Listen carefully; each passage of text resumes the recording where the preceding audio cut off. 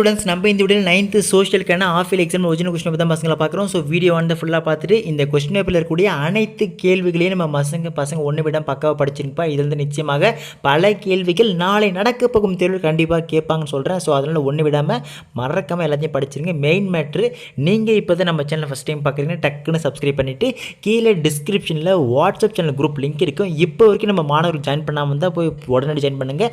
அங்கே உங்களுக்கான important questions பேப்பர்லேருந்து answer key வரைக்கும் எல்லாமே போடுறேன். சரிங்களா? சரி, வாங்க ஸ்டூடெண்ட்ஸ் வீடியோக்குள்ளே போயிடலாம். இதோடு மட்டும் இல்லாமல் மெயின் மேட்டர் உங்களுக்கு சந்தேகங்கள் இருக்குது அப்படின்னு கீழே கமெண்ட் செக்ஷனில் கமெண்ட் பண்ணுங்கள். சரிங்களா? சரி, ஃபஸ்ட்டு வந்து பார்த்தீங்கன்னா ஸோ சூஸை பார்த்துலாம்ப்பா. சூஸை பொறுத்த வரைக்கும் ஃபஸ்ட்டு ஒன் கெமேரியன் எழுத்து முறை டேஷ் ஆகும்.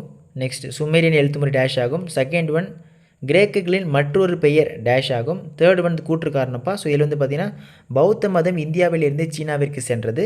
காரணம் சீனாவில் தொடக்கத்தில் குடியேறிய இந்தியர்கள் பௌத்த மதத்தை பின்பற்றியவர்கள்.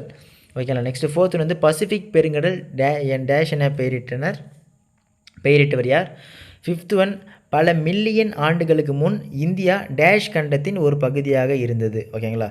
சிக்ஸ்த் ஒன் டேஷ் ஆற்றின் முப்பு நிலையில் உருவாகும் நிலத்தோற்றம் டேஷ் ஆகும்.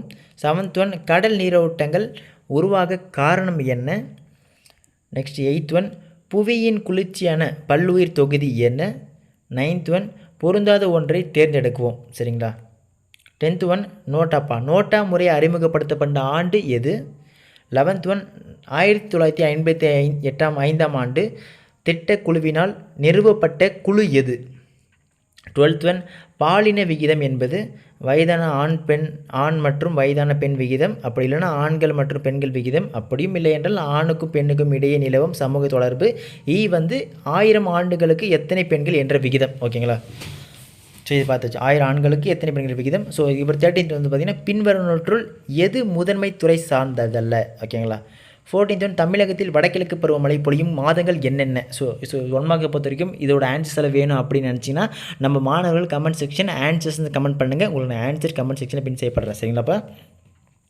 ஸோ நெக்ஸ்ட் 2 மார்க்ஸ்ப்பா. ஸோ 2 மார்க்ஸை பொறுத்த வரைக்கும் ஏதேனும் 10 மற்றும் விடையளித்தால் போதும். அதில் கொஸ்டின் நம்பர் 28 மட்டும் பார்த்திங்கன்னா கம்பல்சரி கொஸ்டினாக இருக்குது. 15th ஒன் கருவி செய்வதில் கீழ்ப்பழைய கற்கால மக்களிடமிருந்து தொழில்நுட்பத்தை திறனாய்வு செய்க. 16th ஒன் மும்மணிகள் திரிரத்னா இச்சொல்லை விளக்கி கூறு. 17th ஒன் பட்டு வளர்ப்பு என்றால் என்ன? 18th ஒன் பாஸ்டன் தேநீர் விருந்தின் முக்கியத்துவத்தை குறிப்பிடுக. நெக்ஸ்ட் 19th ஒன் புவி அதிர்ச்சி என்றால் என்ன? அவை எவ்வாறு உருவாகின்றன? 20 வெப்ப தலைக்கீழ் மாற்றம் சிறுகுறிப்பு வரைக. 21 நீர்க்கோளம் பொருள் கூறுக. 22 மக்கள் அடர்த்தி என்றால் என்ன?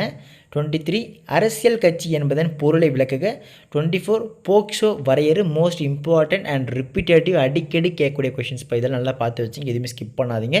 25 கிராம ஊராட்சியின் முக்கிய பணிகள் யாவை? 26 பொருளாதார மேம்பாட்டின் குறியீடுகள் என்ன? 27 பொருளாதாரத்தில் உள்ள 3 துறைகள் யாவை? 28 உணவு பயிர்களுக்கு 2 எடுத்துக்காட்டுகளும் உணவில்லாத பயிர்களுக்கு 2 எடுத்துக்காட்டுகளும் எழுதுக. ஓகேங்களா? ஸோ இதுக்கப்புறம் வந்து பார்ட் 3பா. ஸோ பார்ட் 3 பொறுத்தவரை 5 மார்க்ஸ். ஸோ 5 மார்க்ஸ் எல்லாமே மோஸ்ட் இம்பார்ட்டன்ட் ரிப்பீட்டடிவ் கொஷின்ஸ், அடிக்கடி உங்கள் வினாத்தாளில் வரக்கூடிய கொஷின்ஸு. ஸோ அதை நல்லா படித்து வச்சிங்க. ஸோ இதில் வந்து பார்த்தீங்கன்னா 29 வந்து ஃபஸ்ட்டு கொஸ்டினே கோடிட்டேட்டத்தை நிரப்புக. ஓகேங்களா? இதில் வந்து 42 மட்டும் கம்பல்சரியாக கொடுத்துருக்காங்க, அது பார்த்துங்க. ஸோ கோடிட்டேட் நிரப்புக பொறுத்த வரைக்கும் ஃபஸ்ட் ஒன் கை கோடாரிகளும் வெட்டு கருவிகளும் டேஷ் பண்பாட்டை சேர்ந்த முக்கியமான கருவி வகைகளாகும். செகண்ட் சப்டிவிஷன் ஐரோப்பியாவின் மிக நேர்த்தியான கட்டடம் எது? தேர்ட் சப்டிவிஷன் பிற சார்பு ஊட்டப்பயிர்கள், அதாவது எட்ரோட்ராப்ஸ் சொல்லுவாங்க, என அழைக்கப்படுபவை என்ன? ஃபோர்த் சப்டிவிஷன் தேசிய வாக்காளர்கள் தினம் அனுசரிக்கப்படும் நாள் என்ன? டேஷ். ஃபிஃப்த் சப்டிவிஷன் பொதுத்துறை என்பது டேஷ். ஓகேங்களா? ஸோ இதுக்கப்புறம் 30பா. ஸோ 30 பொறுத்தவரைக்கும் பார்த்தீங்கன்னா மனிதர்களின் வரலாறு பூமியின் வரலாற்றுடன் நெருங்கிய தொடர்புடையது, தெளிவுபடுத்துக. 31 சிந்துவெளி நாகரிகத்தின் மறைந்த பொக்கிஷங்களை பற்றி எழுதுக. 32 தமிழக வரலாற்றில் சோழர்களின் காலம் ஒரு உன்னத காலம், விளக்கவும். நெக்ஸ்ட் 33 வந்து வேறுபடுத்துக்கப்பா. ஸோ கருவம் மற்றும் மேலோடு, அதுக்கப்புறம் கடலடி சமவெளி மற்றும் கடலடி பள்ளம். ஓகேங்களா? ஸோ இதெல்லாம் மோஸ்ட் இம்பார்ட்டன்ட் ரிப்பீட்டட் கொஷின்ஸ்ப்பா. அழுத்தமாக சொல்கிறேன், நல்லா பார்த்து வச்சுங்க, இதை ஸ்கிப் பண்ணாதீங்க. நெக்ஸ்ட் வந்து பார்த்திங்கன்னா காரணம் கூறுக, அதாவது இதில் வந்து கண்டத்திட்டுகள் சிறந்த மீன்பிடி தலங்களாகும். எப்படி இன்னொரு மெயின் மேட்ரு நம்ம பசங்க டவுட் வரும், அதாவது ப்ரோ இந்த கொஸ்டின் பேப்பர் மட்டும் நாங்கள் பார்த்துட்டு போட்டோம் அப்படின்னு கேட்பீங்க. இப்போயே தெளிவாக சொல்லி நல்லா கவனிச்சிக்கும்பா. அதாவது இந்த கொஸ்டின் பேப்பரானது உங்களுக்கு ஆஃப் இயர்லியை பொறுத்த வரைக்கும் ஒவ்வொரு டிஸ்ட்ரிக்ட்டுக்கு ஒவ்வொரு மாவட்டத்தில் வந்து பார்த்திங்கன்னா ஒவ்வொரு விதமான கொஸ்டின் பேப்பர் செட் பண்ணுவாங்க. ஆனால் ஒரு சில கொஸ்டின் பேப்பர் டிஸ்ட்ரிக்டில் இந்த கொஸ்டின் பேப்பருடைய வர வாய்ப்பு இருக்குது. அப்படி இல்லை என்றால் இந்த வினாத்தாளிலிருந்து ஒரு சில கேள்விகள் உங்கள் கொஸ்டின் பேப்பரில் அப்படியே வர வாய்ப்பு இருக்குது. ஸோ அதனால தான் இந்த கொஸ்டின் பேப்பர் நல்லா ரெஃபர் பண்ணிட்டு பார்த்துட்டு போங்க சொல்கிறேன். சரிங்களாப்பா? ஸோ நெக்ஸ்ட்டு 34 பற்றி பார்த்திங்கன்னா புவி அமைப்பை விவரி. 35 வளிமண்டலத்தின் அமைப்பை பற்றி ஒரு பத்தியல் எழுதுக. 36 சூழ்நிலை மண்டலத்தின் செயல்பாடுகளை எழுதுக. 37 மக்களாட்சியில் உள்ள சவால்கள் யாவை. 38 ஒற்றையாட்சி முறையின் நிறைகளை விவரி. 39 உள்ளாட்சி அமைப்புகள் எதிர்கொள்ளும் முக்கிய சிக்கல்கள் மற்றும் சவால்கள் யாவை. 40 பொதுத்துறையையும் தனியார் துறையையும் வேறுபடுத்துக. 41 பணத்தின் செயல்பாடுகளை பட்டியலிடுக. 42 கீழ்காணும் இடங்களை தென்னிந்திய வரைபடத்தில் குறிக்கவும். ஓகேங்களா? ஸோ நம்ம சவுத் இந்தியன் மேப் கொடுத்துருக்காங்க இந்த தடவை. ஸோ உங்களுக்கே தெரியும் ஒவ்வொரு தடவை ஒவ்வொரு மேப் கொடுப்பாங்க. ஒன்று வேர்ல்டு மேப் கொடுப்பாங்க, இல்லை இந்தியா மேப் கொடுப்பாங்க, இல்லை இந்தியன் பிளேசஸ் கொடுப்பாங்க. அப்படியும் இல்லை என்றால் நம்ம சவுத் இந்தியா பிளேஸ் கொடுத்துருக்காங்க. ஸோ இந்த மாதிரி வந்து பார்த்திங்கன்னா டோட்டலாக ஒரு 15 20 பிளேசஸ் மார்க் பண்ணி வச்சுருக்கேன்ப்பா. அந்த மேப் வேணும் அப்படின்னு சொன்னால் கமெண்ட் மேப்னு போடுங்க. அந்த மேப் பிளேசஸ் மட்டும் சொல்கிறேன். ஸோ அது ஓவராலாக அந்த மேப் பார்த்தாலே போதும், நீங்கள் எந்த பிளேஸ் கொடுத்தாலும் அடிக்கலாம். சரிங்களா? அதில் எந்த ஒரு மாற்று கருத்து வேணாம். ஸோ இதில் இங்கே கொடுக்கப்பட்டது வந்து பார்த்திங்கன்னா சென்னை, உறையூர், தொண்டி, மதுரை, கொர்க்கை. ஓகேங்களா? ஸோ இந்த பிளேசஸ் நல்லா பார்த்து வச்சுங்க. ஸோ இதுக்கப்புறம் பகுதி 4 பொறுத்த வரைக்கும் பார்த்தீங்கன்னா 8 மார்க்ஸை பொறுத்த வரைக்கும் 43ல் சமண புத்த சமய கொள்கைகளும் இடையேயான ஒற்றுமையும் வேறுபாடுகளை எழுதுக. Most important கொஸ்டின்ஸ்ப்பா. ஸோ நல்லா பார்த்து வச்சிங்க. அதுக்கப்புறம் 1789 ஆண்டு புரட்சிக்கு பிரெஞ்சு தத்துவ ஞானிகள் பங்களிப்பினை விளக்குக. ஓகேங்க? ஸோ மோஸ்ட் இம்பார்ட்டன்ட் கொஸ்டின்ப்பா. எல்லாத்தையும் நல்லா படித்து வச்சுருங்க. இதிலேருந்து பல கேள்விகள் நிச்சயமாக நடக்க போகும் தேர்வு கண்டிப்பாக கேட்பாங்க. சரிங்களா? ஸோ இதுக்கப்புறம் வந்து உங்களுக்கு உலக வரைபடத்தின் குறிக்கும்ப்பா.